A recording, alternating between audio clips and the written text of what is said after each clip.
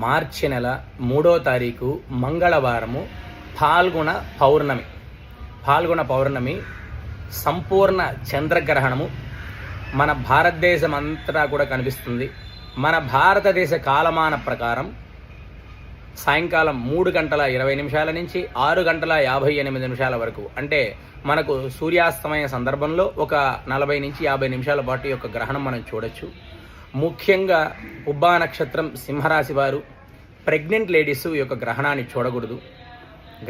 చూడకూడదు అంటే అలా బిగుసుకుపోయి మంచంలో పడుకొని ఉండమని కాదు. చాలామంది నన్ను అడుగుతున్నారు, ఏమంటే అసలు మంచినీళ్ళు కూడా తాగకూడదా, చూడకూడదు అంటున్నారు, బయటికి వెళ్ళకూడదు అంటున్నారు, ఎట్లా మా పనులు మాకుంటాయని.